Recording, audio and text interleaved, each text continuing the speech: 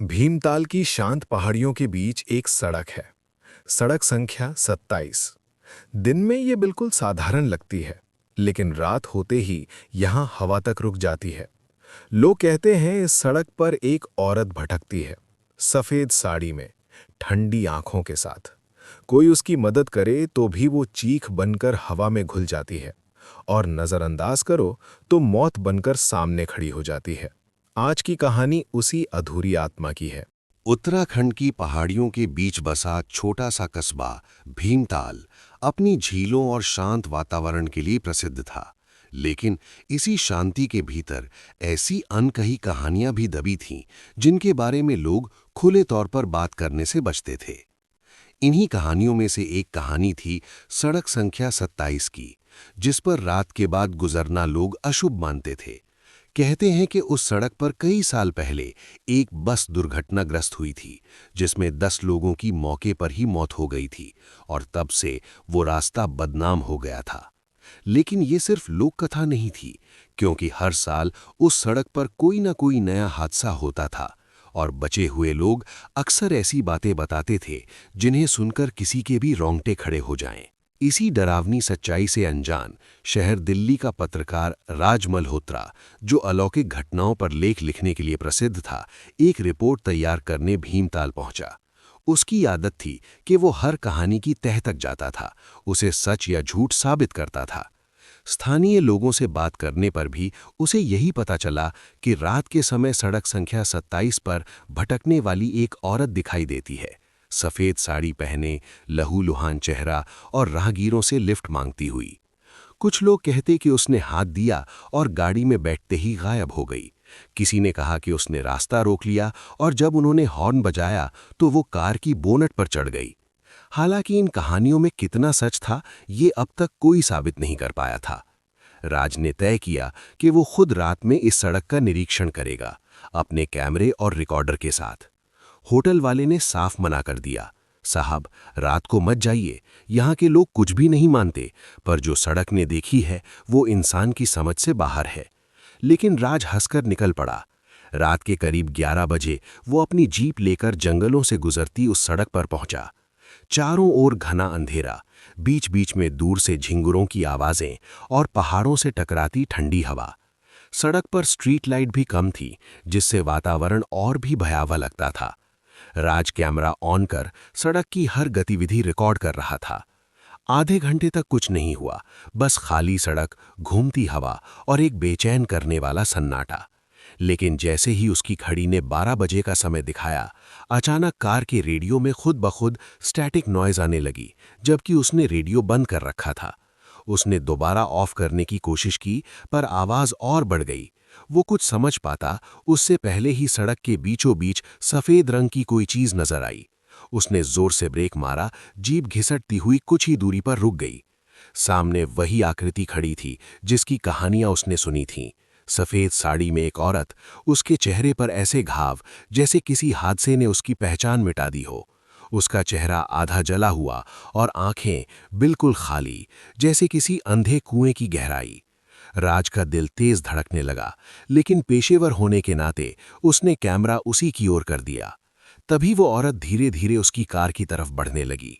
हवा का बहाव बदल गया, ठंड अचानक चुभने लगी। वो कार के बिल्कुल करीब आ गई और कांच पर हाथ रखा। जैसे ही उसका हाथ शीशे से छुआ, शीशा धुंधला हो गया, पर धुंध किसी सांस जैसी नहीं थी, वो खून जैसा लाल रंग ले रही थी। राज ने कंपकपाते हाथों से कार का हॉर्न बजाया और उसके बजते ही वो औरत एक झटके में पीछे हट गई और सड़क के किनारे खड़े पेड़ों में गायब हो गई, जैसे धुएं की लकीर हवा में घुल गई हो। राज समझ ही नहीं पाया कि वो वास्तविक थी या किसी भ्रम की उपज। उसने कैमरा चेक किया। कैमरे ने उस औरत की हल्की सी सिलुएट को कैद किया था, लेकिन चेहरा दिखाई नहीं दे रहा था, मानो उसे देखने की इजाजत ही ना हो। वो डर से कांपते हुए वापस होटल की ओर निकल पड़ा। लेकिन सफर अभी खत्म नहीं हुआ था। होटल पहुंचते पहुंचते उसने महसूस किया कि कार की पिछली सीट पर कोई हल्की सी खरोंच की आवाज सुनाई दे रही थी। उसने रियर व्यू मिरर में देखा और वहां बैठी थी वही औरत, झुका हुआ चेहरा और उसके बाल धीरे धीरे हिल रहे थे, जैसे हवा उसके भीतर से गुजर रही हो। राज घबराकर कार से कूद गया। होटल का स्टाफ दौड़ा, लेकिन जब वो कार के पास पहुंचे तो अंदर कोई नहीं था। फिर भी पिछली सीट की लेदर पर गहरे नाखूनों के निशान साफ दिख रहे थे, मानो उसे नोचा गया हो। राज उस रात सो नहीं पाया, उसकी आंखों में वही चेहरा घूमता रहा। अगले दिन वो स्थानीय पुलिस स्टेशन पहुंचा और सारी बात बताई। इंस्पेक्टर सुरजीत ने धीरे से कहा, जो आपने देखा है वही हम रोक नहीं पा रहे। वो औरत कोई कहानी नहीं, एक सच्चा हादसा है। 5 साल पहले सड़क संख्या 27 पर हुई बस दुर्घटना में एक गर्भवती महिला शैलजा जिंदा बचने की कोशिश में काफी देर तक सड़क पर पड़ी रही, पर किसी ने मदद नहीं की। वो वहीं तड़पकर मर गई। तब से वो मदद मांगती रहती है। राज ने पूछा कि इस मामले में कोई सुराग है। इंस्पेक्टर ने अपने दराज से एक पुराना केस फाइल निकाला और बोला, जो आपने देखा है शायद वो आपको किसी वजह से दिखी है। मामले में कई सवाल बाकी हैं, खासकर इस बात पर कि हादसा बस चालक की गलती थी या किसी ने जानबूझकर बस को पहाड़ी से गिराया। पर हम आगे नहीं बढ़ पा रहे, क्योंकि जिसने भी इस मामले में दखल देने की कोशिश की उसने कुछ न कुछ अजीब अनुभव किया। राज वापस होटल लौटा, पर अब वो सिर्फ रिपोर्टर नहीं रहा, अब वो इस रहस्य से खिंच चुका था। उसी रात उसने फिर फैसला किया, वो सड़क संख्या 27 पर वापस जाएगा। पर इस बार वो अकेला नहीं था, कोई और भी उसकी हर गतिविधि देख रहा था, क्योंकि इंस्पेक्टर की फाइल में उस पर लिखी अंतिम लाइन उसके दिल में घर कर गई थी। शैलजा मरने से पहले जिस शख्स से सबसे ज्यादा नफरत करती थी, उसका नाम था राज मल्होत्रा। राज शाम होते होते बेचैन हो उठा। फाइल की आखिरी लाइन उसके मन में हथौड़े की तरह बज रही थी। शैलजा उसे क्यों जानती थी? वो तो भीमताल पहले कभी आया ही नहीं था। क्या ये महज संयोग था या उस औरत की आत्मा उसे किसी कारण से पहचान रही थी? इस रहस्य का जवाब खोजने के लिए उसने फाइल को बारीकी से पढ़ना शुरू किया। उसमें बस दुर्घटना से जुड़ी कई गवाहियों, तस्वीरों और बयान दर्ज थे, लेकिन एक फोटो देखकर उसका दिल धक्क से रह गया। एक मेडिकल रिपोर्ट जिसमें डॉक्टर राज मल्होत्रा का हस्ताक्षर था। उसने फाइल बंद कर दी। उसे याद आया कि पत्रकार बनने से पहले वो दिल्ली के एक अस्पताल में इंटर्न डॉक्टर था और अक्सर इमरजेंसी केस संभालने पड़ते थे। क्या किसी दिन शैलजा उसके पास आई होगी? उसने रिकॉर्ड देखे। हाँ, 5 साल पहले एक गर्भवती महिला जिसका नाम शैलजा तिवारी था, अस्पताल में भर्ती हुई थी, पर उसके परिवार वालों ने तुरंत उसे डिस्चार्ज करवा लिया, ये कहकर कि वे अपने गांव ले जाएंगे। राज को ये याद नहीं था कि उस केस में ऐसा क्या हुआ था, लेकिन रिकॉर्ड में ये भी लिखा था कि शैलजा ने उस दौरान डॉक्टरों पर लापरवाही का आरोप लगाया था, क्योंकि उसके बच्चे की हालत बिगड़ती जा रही थी। कहीं वही नाराजगी, वही अधूरी पीड़ा तो उसकी आत्मा को चैन नहीं लेने दे रही। लेकिन अब राज जानता था कि वो इससे भाग नहीं सकता, उसे सच जानना ही होगा। रात के 11 बजे वो दोबारा सड़क संख्या 27 पर पहुंचा। हवा पहले से भी ठंडी थी, जैसे जंगल ने उसकी वापसी पर नाराजगी दिखाई हो। इस बार उसने कार सड़क के किनारे खड़ी की और पैदल आगे बढ़ा, हाथ में कैमरा, पर दिल में पहले से ज्यादा डर। जैसे जैसे वो आगे बढ़ा, वातावरण भारी होने लगा। पेड़ अजीब तरह से सरसराने लगे, जैसे कुछ फुसफुसा रहे हों। अचानक उसे अपने पीछे किसी के चलने की आवाज सुनाई दी। उसने मुड़कर देखा, कोई नहीं। फिर दोबारा आवाज आई, इस बार तेज। वो तेजी से चलते हुए सड़क के मोड़ तक पहुंचा जहां हादसा हुआ था। वहीं एक टूटी हुई रेलिंग अब भी जस की तस खड़ी थी, जैसे समय उसे छू ही नहीं पाया हो। उसने कैमरा मोड़कर रिकॉर्डिंग शुरू की, पर तभी उसे लगा कि कोई उसकी जिंदगी की धड़कनों के साथ कदम ताल कर रहा है। उसने झटके से पीछे मुड़कर देखा और उसका खून जम गया। वहां खड़ी थी शैलजा, वही सफेद साड़ी, वही झुका चेहरा, वही लाल धुंध सी आंखें। पर इस बार वो बस खड़ी नहीं थी, वो सीधे राज के सामने उठती गिरती सांसों के साथ देख रही थी, जैसे उसका इंतजार कर रही हो। मुझे मदद चाहिए, एक भारी टूटी हुई आवाज हवा में गूंजी। राज ने कांप कर कहा, तुम क्या चाहती हो? शैलजा ने धीरे से अपना सिर उठाया और उसके चेहरे से लटके झुलसे हुए मांस के टुकड़े हिलने लगे। सच, उसने कहा। तभी अचानक सड़क हिलने लगी, जैसे किसी ने उसके नीचे से जमीन खींच दी हो। राज लड़खड़ा गया।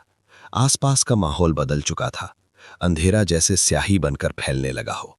शैलजा ने उसकी उंगली पकड़कर सड़क के किनारे ले गई, जहां रेलिंग टूटी थी। उसने नीचे खाई की ओर इशारा किया। राज ने नीचे देखा। गहरी अंधेरी खाई जिसमें से फेंट चीखें सुनाई दे रही थीं। अचानक पूरा दृश्य बदल गया। उसके सामने वही बस दुर्घटना का पल जीवित उठाया। उसने देखा कि बस मोड़ पर अचानक हिलती डुलती हुई नीचे गिर गई। लोग चीख रहे थे और धुएं के बीच शैलजा सड़क पर फेंकी हुई पड़ी थी।